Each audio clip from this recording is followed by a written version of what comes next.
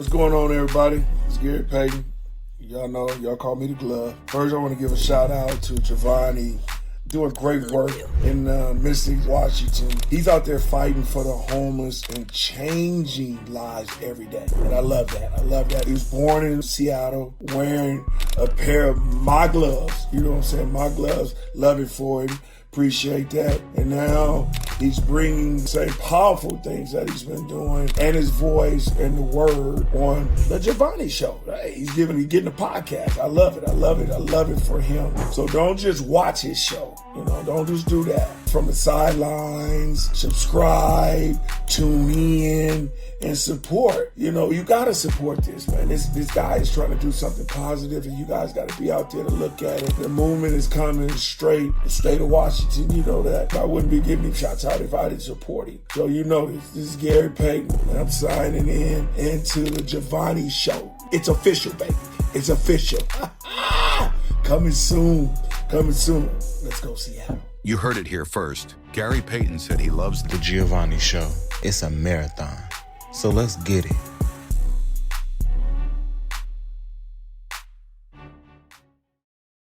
Today on The Giovanne Show. So are you running away or are you running towards something? And I would say that for most of my life, I was running away because I didn't know what else to do. I don't think our society or our culture, our countries globally, I think this is really a global thing, is we're not really taught how to discover what is our purpose, what is our calling. The Giovanne Show was presented by Misty's Adult and Family Services, Washington and California, serving communities in need through housing, case management, and shelter services. Sasheray.com, motivating people to success. Stay tuned and stay connected with all of our videos and interviews by subscribing at Sasheray.com. There you'll find our podcasts, blog articles, and insights on social services, music, and culture in Los Angeles and Seattle.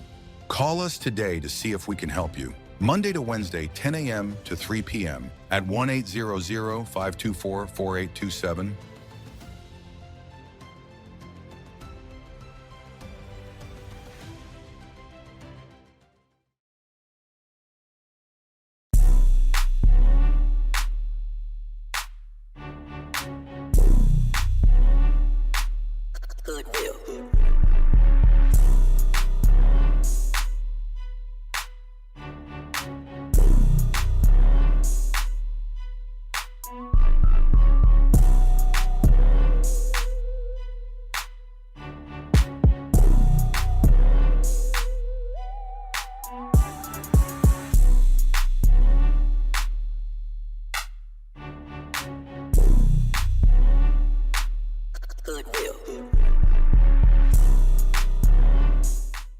From the front lines of housing and justice to the boardrooms and beyond, this is the Giovanne Show. I'm your host, Giovanne Sasheray, and today we're talking about something we all deal with but rarely admit: imposter syndrome, boundaries, and how to stop shrinking when life calls you to step up. My guest today is the one and only Jule Kim, an executive leadership coach, keynote speaker, and one of the realest voices on LinkedIn. She helps people build confidence, show up with presence, and finally stop apologizing for their greatness. Jule, welcome to the Giovanne Show. I'm glad you're here. Well, thank you for having me, Giovanni. It's nice to see you again. It's been a while. Yes, it definitely has. I think a little bit too long. Now, you've got this incredible energy, part coach, part comedian, all truth.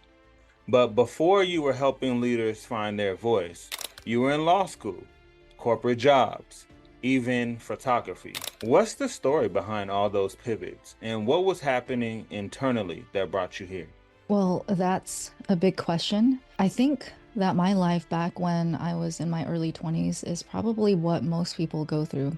Because on the one hand, you'll have people like my husband, his name is Jason, and he apparently knew he always wanted to be a software programmer since he was in middle school. I don't find that to be all that common when I come across all the people that I meet. Most of the people that I know and have ever met in the world, we went through high school, we went to college, we picked a major because that's what they told us to do. We graduated college and then we sort of followed the track that we started by whatever major it was. For me, I already went into university with thinking I was going to be an English major. And then midway through first year, I switch over to being a math major. And then I go on to finish my degree in math. But I remember in junior year of college, I reached this point where I was like, wait a minute, all of my friends are going to go on to grad school. Yeah. I would rather jump off a bridge than go to grad school for math. I don't know what I'm doing here. Why did I do this? And then I somehow come upon this bright idea. I know I will go to law school. And if you ask me how much thought did I actually put into that? Zero. I didn't go to any career counseling.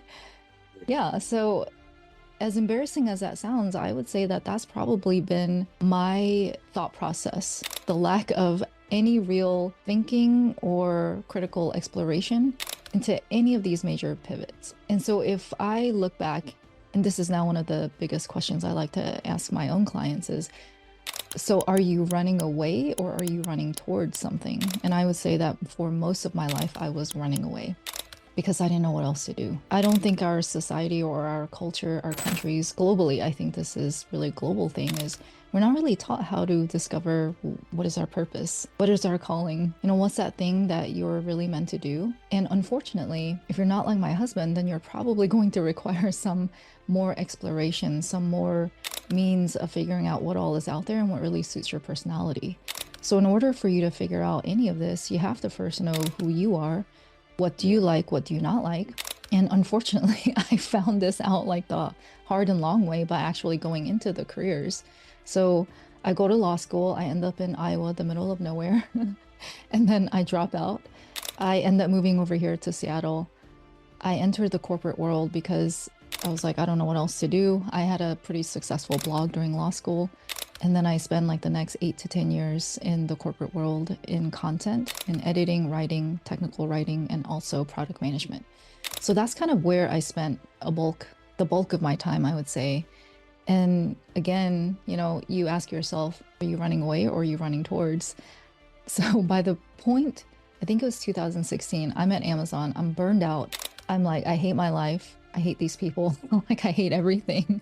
Not a good place to be in. And of course, it wasn't them, it was me. But I wasn't taking responsibility for me, my life, my choices, my actions. The concept did not exist. So I sort of rage quit. And then I think, you know what, I'm going to start a photography business. And again, not the greatest story here, but I had just gotten married and I got my photos back from my photographer and I was like, what the heck are these? These photos are so not good. And I paid $5,000 for this. Are you kidding me? And literally that's what starts my next 5 years. Is that. So again, I would say maybe at that point, I put a little bit more thought into it. I was taking some classes online, and in all of my family vacations, I was always the one taking pictures. I was the one who always put together the photo albums for us. I would actually create physical photo albums and wall art and things for our family. So I thought it made sense, but again, I would say that all of my choices up till now led me to getting closer and closer to what I do now as a coach, but it wasn't quite right. So each time it's like throwing darts at a dartboard. If you've ever played darts, when you're first just getting the feel for how the dart feels in your hand, and then you're getting the feel, can you even hit the board? And then you're like, oh, I made it on the board. Can I actually get closer to the bullseye? And that's what the process has been like for me. I mean, basically you've described success as a shoe that looked good but didn't fit. I love that metaphor. Basically, what finally made you take that shoe off? It was a lot of signals. And I think as a woman, also as an Asian, the Asian culture especially tells you to put your head down and just keep going along. Like, shut up and put up. Yeah. It was my health. So at Amazon, I think where you first read the shoe doesn't fit, it was a good looking shoe, man. I was making more money than I'd ever made. And I had the Amazon brand name behind me. I no longer had to explain to people what this company was that I worked for. I really liked that. My ego loved it. But that is when I started to suffer really major health issues. So I developed all the allergies. I developed ulcers. I had physical pain. Yeah, I had actual physical pain. I developed TMJ. I suddenly started developing chronic neck pain. It was insane. Yeah. That So I was so uncomfortable. sounds terrible, really terrible. And so those experiences kind of helped you to see that like you have to start putting your priorities, yourself first, right? I would like to say that I learned the lesson at that point, but as my dad says, I'm a hard-headed child. So at that point, I was still thinking, no, I gotta like power through. I gotta power through. I gotta try harder. I'm not trying hard enough. I'm not smart enough. I'm not working hard enough. But that was the first set of signals. And every time it's happened more than once, sad to say, is when your body hits the limit. You can no longer ignore it, right? Because you're either suffering migraines all the time like I was, or you develop chronic neck back pain like so many of the people I knew. The ulcers, you can't even eat properly anymore. The TMJ, you can't even chew your food for a while like normal. Yeah, so for me, it took probably 2 or 3 times of this, like that extreme burnout and your body just sitting up screaming like F you, basically. Yeah, yeah, yeah. I know a lot of people go through that. I mean, I've done that as well, just really trying to show yourself, I guess, and the world that, hey, no, this is a great and I can still do it and I can move forward and I can climb that mountain. But sometimes you really need to give yourself credit for what you have done. You tried it out. Maybe it's not gonna work out. Now, you specialize in helping people overcome imposter syndrome, but you make a key distinction between self-doubt and actual imposter syndrome. So, what's the difference, and why do so many high achievers fall into that trap? So that's a good question. And I find in the mainstream, people will use the terms interchangeably, and they're really not the same thing.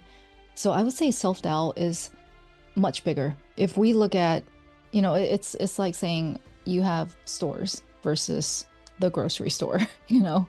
So self-doubt is the much bigger scale of any time you question yourself, can I do this? Maybe I'm not good at this, maybe I'm not smart enough. Those are very common, typical self-doubt type of thoughts we'll have. What makes imposter syndrome what it is that I would say it's maybe 2 or 3 levels way deeper. So it's not just you're questioning yourself, but it's the fact that you have never really taken in what you've done so far. You don't own any of your successes. You don't own your achievements. So very typical examples are women who get hired to a job and they'll say, oh, they hired me because of my connections. Oh, they just liked me. Or since it's me and you talking, I have actually heard this many times. If it's a Black woman, I was a diversity hire. So Wow. you are not actually giving credit to yourself. You're constantly giving credit for what you have done to outside things, outside people. So you're constantly explaining your success away. And then this leads to that fear of you're about to be found out, you're about to be exposed as some kind of fraud, and then something bad is going to happen. So it's really that whole layer of you're about to be discovered as a fraud. That's what makes imposter syndrome what it is. And that's why, you have the word imposter in there. Yeah, absolutely. Makes a lot of sense. Now, you've said confidence doesn't come before action, it comes from evidence. How can someone start building that evidence when their self-belief feels low? The best way that I can explain this is that you create the evidence by taking action. So you want to think of this like riding a bike. You have one pedal, right? You push one pedal, and of course, what happens to the other pedal? It also turns. And this is kind of what happens. You push one by taking action, and then the confidence pedal turns. And you keep doing this long enough, and then what happens? You're riding the bike, you're moving forward. That's the evidence. So I would say we all generally start from a place of not quite sure whether to believe in ourselves. Maybe, maybe you're like some rare, lucky people out there who are just like, of course I can do that. Why wouldn't I be able to? I Yeah, find that that's it very exists, rare. but it's rare. Yes, Yeah, it's it very rare. exists. The privileged few. But Yeah. most of us will look at something and it looks hard. It looks kind of out of reach, and we'll be like, I don't know, man, that, you have that reaction. So Yeah. you have to actually do something about it. And I would say you have people like me where safety is really rooted in your knowledge. This is very common for people of color. We don't want to venture into something until we feel like we know all there is to know about it. So we'll research, we'll read the books, we'll watch the videos, listen to the podcasts. We're almost like a armchair PhD at that point. And then we'll be like, okay, and then I can start. And that's maybe a little helpful, but honestly, I don't think it's all that helpful because there's the knowledge you gain by sitting on the sidelines, but then there's the knowledge you gain by actually doing something, and nothing beats what you learn by actually doing something. Yeah, you get to gain that experience and gain that trust. That idea of trusting yourself instead of waiting to feel ready, that's powerful. I think that connects to what you're saying. For anyone who feels stuck in that loop of hesitation, what's the first move they can make today? I would say look at what it is that you are wanting to do, and it can be anything. It can be something in your personal life. If you're like so many women out there who I hear talking, maybe they look amazing professionally, but their house is a wreck. They're like, I haven't done laundry in 2 months. So whether it's work or personal life or any other realm, you have to pick the something that you know you want to do, and then just pick one step towards it. And by one step, I'm not even saying it has to be that major. Like literally for me, so today I work out every day. When you and I met, I was not working out because I think that was like 5 years ago. I was not working out. And up until that point, my entire life, I'd always felt like there was no way I would ever be one of those people who'd be able to work out and actually get ripped. Am I ripped? Not really, but I'm way healthier, in way better shape than I was when we first met. That's great. My first thought back then was always, whenever the idea of working out or the gym came up, first thought was literally, that's too hard. I can't do that. It's okay to think those thoughts, but you got to remember, 99% of the time, it's only a problem because you think it is. Yeah. So you can have those thoughts and still do something in that direction. So for me, we got a rowing machine. Mm-hmm. And then I wasn't out there sitting, like I wasn't sitting in my living room thinking, oh, I'm going to be like a champion rower. I thought, I'm going to have some fun with this. Yeah. So let me just get on this thing and see how long I can go. And that's usually when I'm at my best. If I don't set any crazy goal in mind and my only goal is for that moment, for that day, let me try this out and let's just see how much I can do. So that will look different from person to person. I would say just pick one small goal. So again, for working out, it used to be maybe I would just put on my workout clothes and I would just walk for 5 minutes. And if I got 5 minutes, then that was great. But what usually happens is you walk for 5 minutes and you're like, that wasn't that bad. Let me walk for 10 more minutes. And then before you know it, it's been like 30 minutes. So you got to get started. Yeah, get started so you can get it at least, closer to getting it done. One of your recent posts stopped me in my scroll. You said, I used to do the full work for half the pay because I wanted to be nice. That line hit home for me. What finally made you stop negotiating your worth down? Okay, before I answer that, why did you have that reaction? Because that sounds personal. Well, I mean, for me, a lot of times when I'm looking for a position in the past, I'm always looking at the pay and I'm always trying to look at the experience to see whether or not I'm going to fit. If it's too high, maybe I'm thinking that I might not be a good fit. I'm already pushing myself out of the job and I'm capable of it. And a lot of times in a lower position, you're still doing those types of things.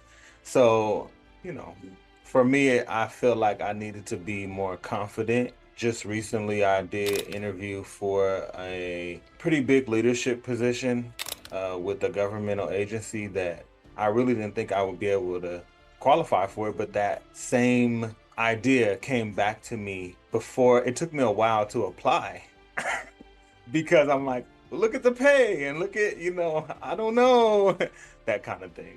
That's pretty common. And I remember there was a client I had, he saw his dream job out there. It was for AI director or something. And this was, I don't know, 2 years ago. So AI was a little bit newer. And the job was posted at $400,000 a year. And it was that pay, just like what you're saying. You look at the pay and then you look at the skills and then you start to doubt yourself immediately just looking at the number. Yep. So there's something that we all do, which is really funny because we confuse the worth that our work has versus the worth that we have as people. Yeah. And so one of the first things that I think we all have to learn is that we as people, as human beings, we are priceless. As corny and as cheesy as that sounds, it is the truth, right? Because there's only ever one of us. Yeah, I say it all the time. But the same cannot be said about your work. And the thing that I think people do not understand about how the hiring process runs is that you have these salary bands for any position that's put out there. And maybe it's posted at 400, or maybe you see a range, or maybe you see nothing. You don't know. You have no idea. And you also have no idea who else is applying to these roles. And if there's anything that I've seen so far in life is that it's a weird thing where the smarter you are, the more fear you feel. So a lot of times you'll have less qualified people reaching for the stars because they simply don't know that it can't be done. It's true. So it's like, I think we could all take a leaf from their book and apply some of the same mindset, because what do you have to lose? Like, honestly, what do you have to lose for trying? Like, what do you think is going to happen? You apply, you never hear back. So what? You move on.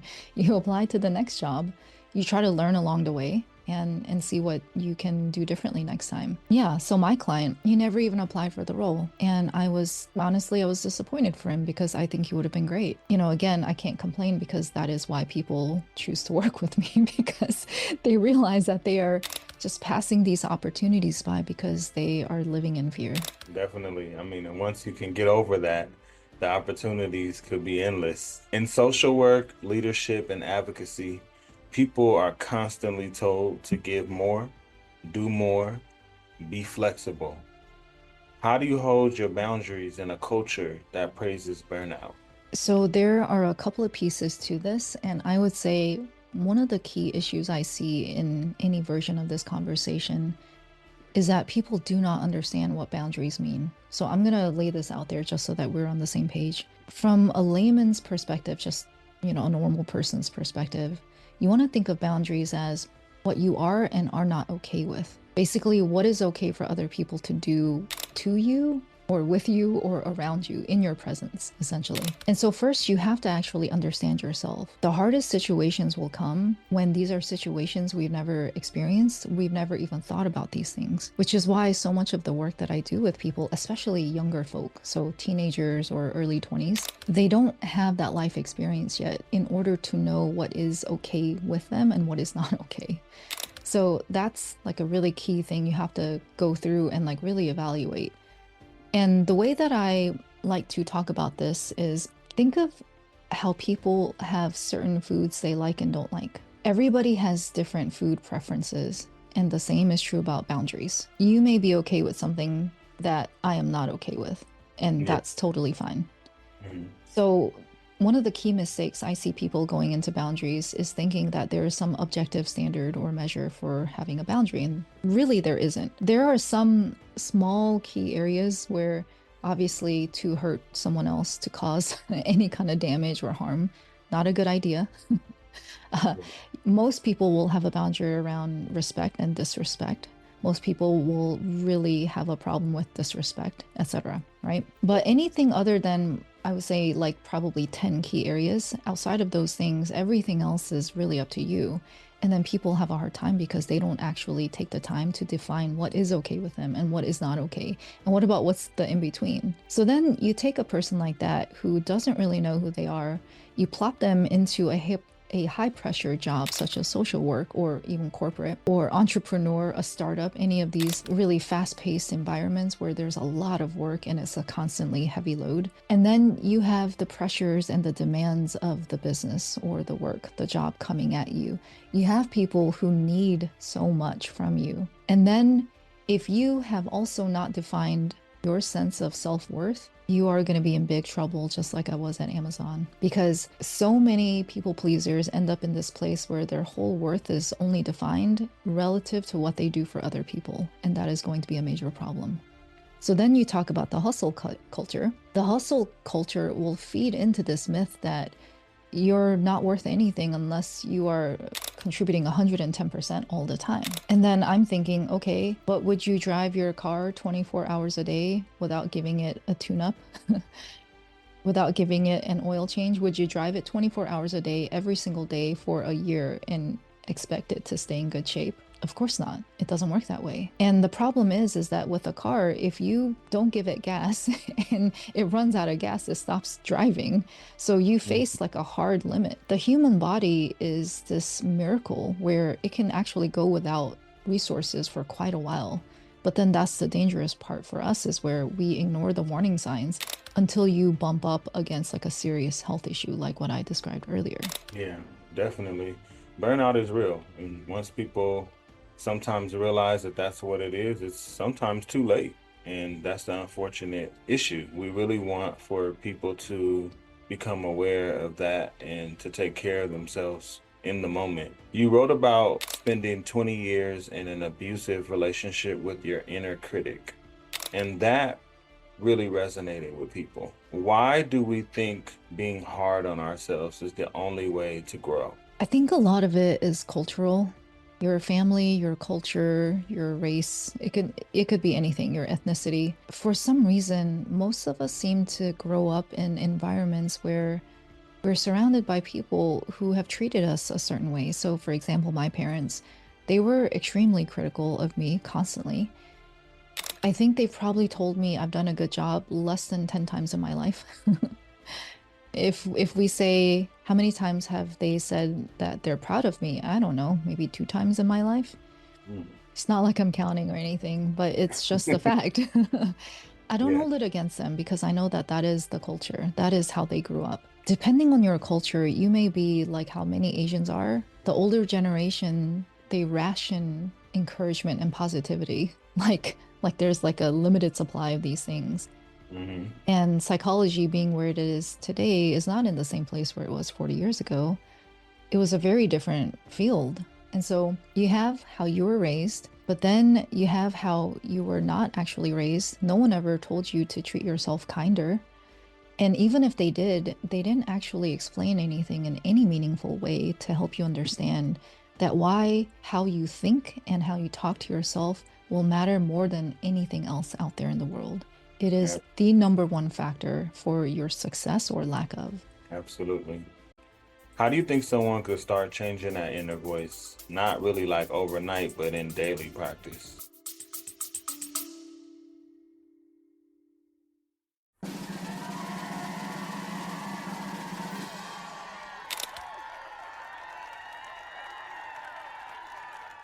Hey guys, what's up? This is T-Waz the TLC, and I want to tell you about the Giovanne Show. Now guys, this is a powerful platform where real conversations are happening. I mean, about social services, mental health, community, leadership. So guys, I don't ever bring up nothing unless I think it's good. And you know what? This is so needed. So y'all really need to check out the Giovanne Show. Okay? God bless. You heard it here first. T-Boz says it best. The Giovanne Show. It's a marathon. So let's get it.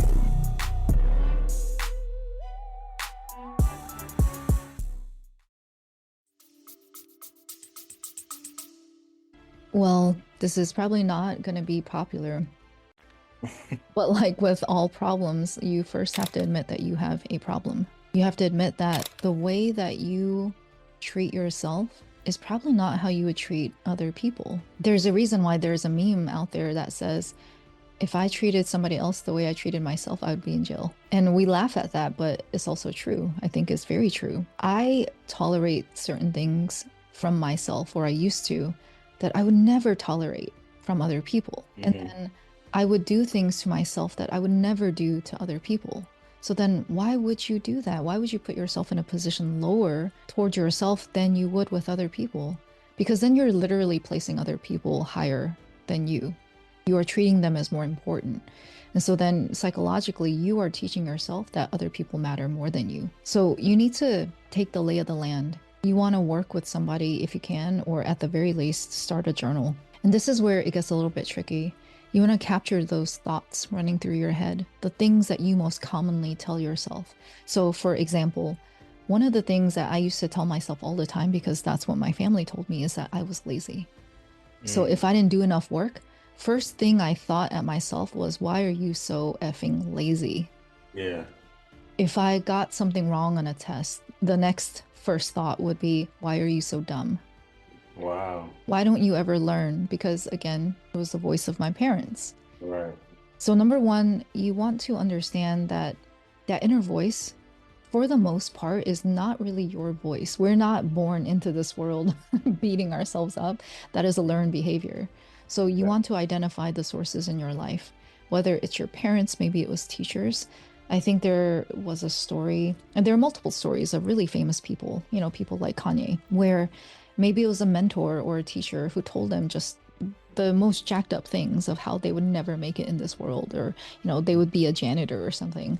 So you got to figure out like, where is that voice coming from and whose voice is it? And then you want to start that log of what are the most commonly recurring things I think or tell myself, and capture those and then really look at it. Because what's interesting is that when we're only thinking these things, it doesn't seem so bad. But when you actually speak it, it's like, oh. And then when other people hear you say those things, to see the reactions of other people and how much it shocks them and how much it hurts them, to hear how you treat yourself will be a game changer. Yeah, I bet. Yeah, I've actually seen that in action a few times. Like, are you talking to yourself? Are you really saying that to yourself right now? Yeah, it's like, no, that is not appropriate. People are like, oh, you heard me? Yes, Uh-oh. yes. Let's fix that right now. So Yeah. that kind of leads me into my next kind of quote from you. You've said you don't have to beat the world to the punch, right? So that's such a profound reminder. You don't have to beat the world to the punch. How did you learn to have your own back? Ooh, that is a tough question. You know, it's not like it was all in one moment, right? Like it's several moments that kind of build up over the years. I remember the first turning moment was realizing I was getting so agitated over the things that don't really matter. I mean, maybe there would be stress in the moment because I used to be that person who would constantly misplace my keys. It took me a long time to realize you need to have like one place for your keys and always like put them.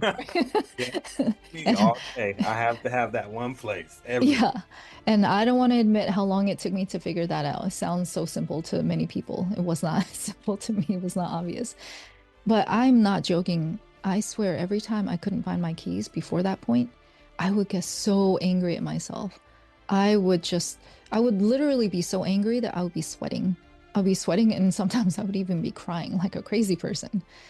And then finally one day I was just so fed up. I was so tired of being so emotional all the time. And I remember thinking, why am I doing this to myself? Like it's not the end of the world. Maybe I'm gonna be a little bit late for the next thing that I gotta show up to. Yeah. And the realization was, you know, I get enough of this crap from my parents. The last thing I need is more of that, especially from myself. So that was the first turning point for me. I was like, I already got to put up with it from them. I don't need any more of this, so I'm done with that with myself.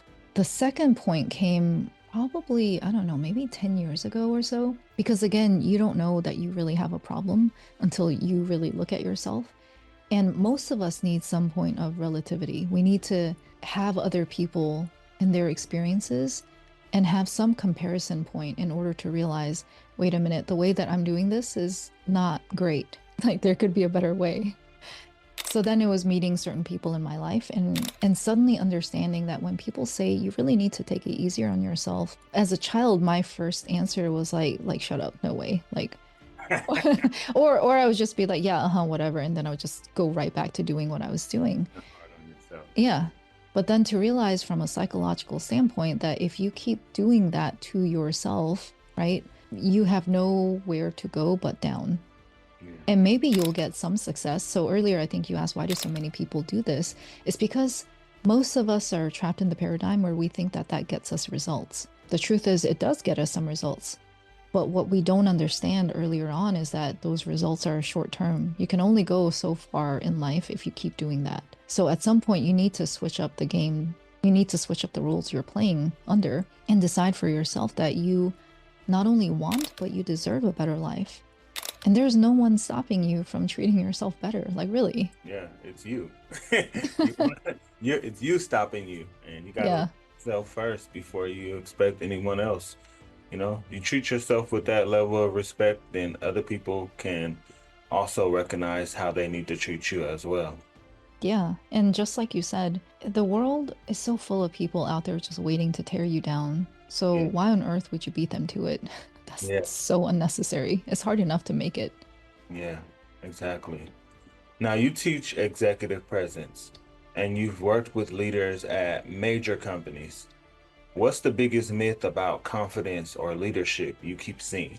I think it depends on who it is. So let's start with women. The biggest thing that I keep having to sort of reset that expectation or that view is that women will generally think that they have to present like a man. They have to be super aggressive and they have to be loud and commanding and almost like be a jerk. And that's just, maybe that works for some people, but that's just not what I'm about. For me, to be confident is to be in integrity with yourself. It's to pull forth the real traits you genuinely have, and to be able to present those in a way so that you can command the room and to show people that you are just sharing your message from a place where you are grounded in yourself. And it's probably the biggest thing that I have to keep challenging with my clients, because probably two words come to mind every time. First one is I don't want to be aggressive, and number two, I don't want to be mean. Yeah. So then it's like, okay, well then what does aggressive mean? And then what does mean mean? And that's where people usually fail. They've put themselves in a position where they think that to put themselves first is somehow mean, to have a different opinion is somehow mean. And I was like, do you understand that those are the traits that actually signal leadership?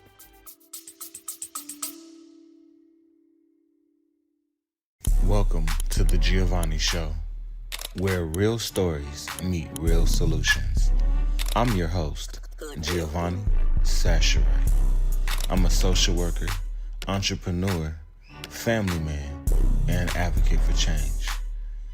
From the streets of LA and Seattle Central District, this is the space where we talk about resilience, culture, creativity, and the systems that shape our lives. Every episode, I sit down with voices you need to hear, from community leaders and social workers to artists and innovators. People who are making an impact and challenging us to think differently. So, whether you're here for inspiration as a social worker or advocate for change, insight, or just a conversation that feels real, you're in the right place. Join us live. Make sure to subscribe at sasharay.com for updates, and join us live on YouTube and everywhere else you listen and watch. This is more than a movement. This is more than a podcast. It's a marathon. So let's get it.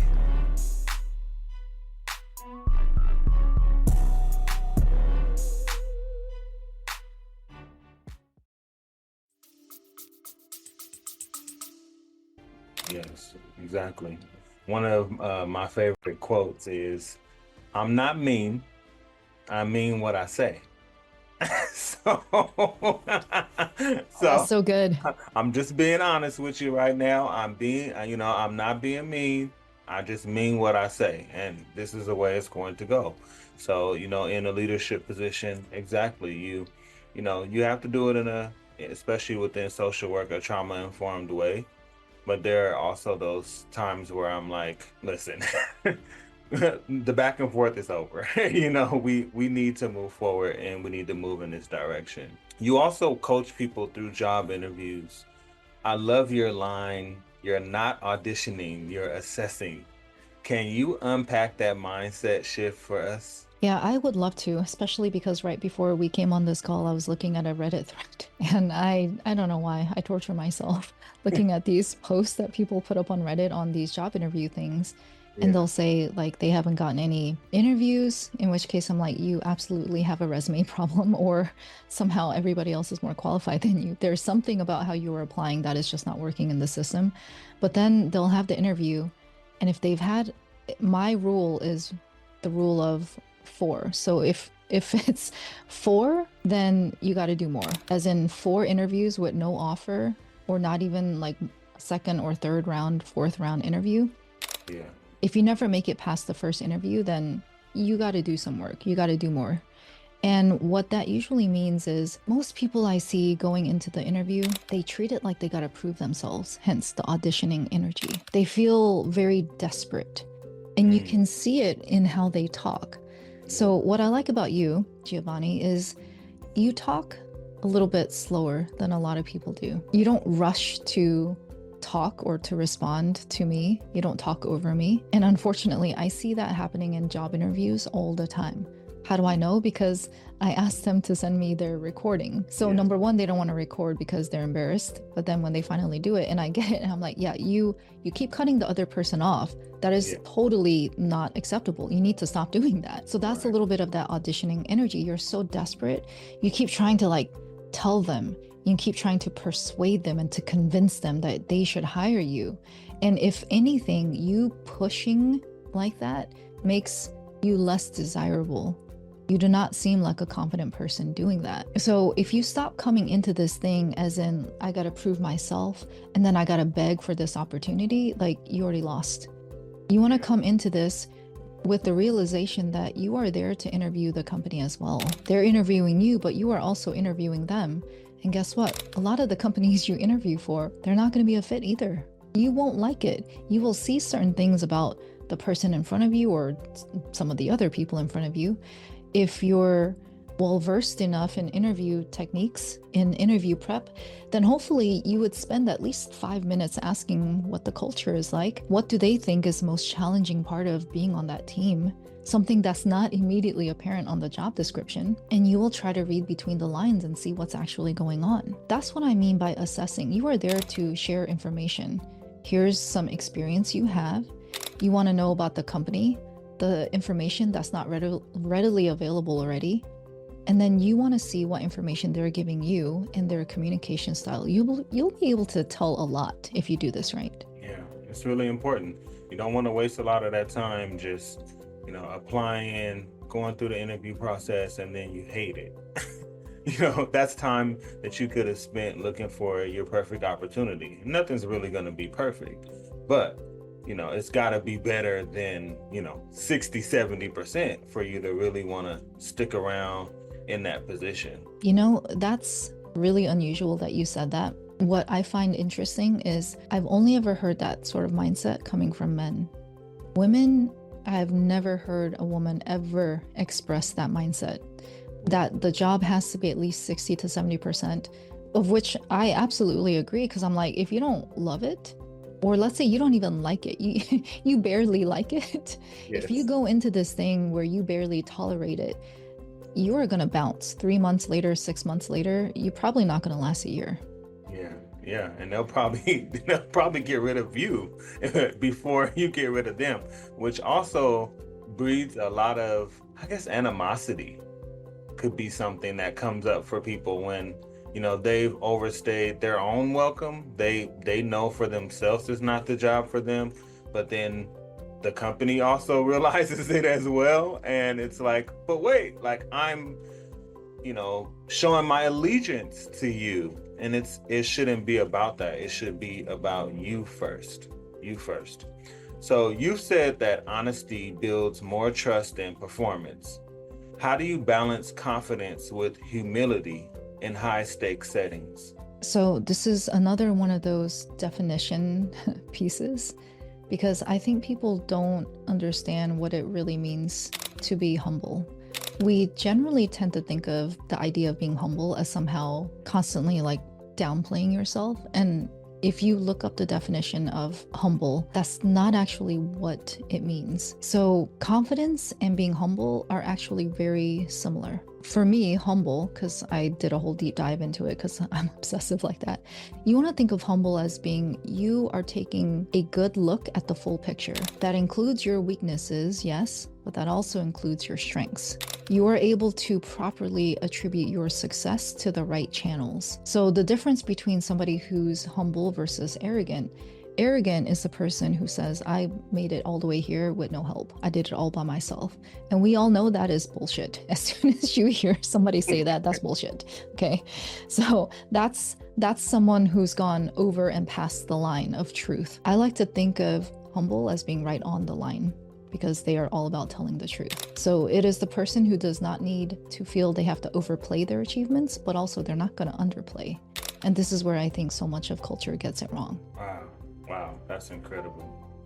Well, Jule, this has been incredible. You've given us humor, truth, and so much to think about. Now, for anyone who's watching, who's battling imposter syndrome, people pleasing, or burnout, what's one truth you want them to remember? This might sound odd, but the number one thing that I really want people to understand is that there is nothing wrong with you.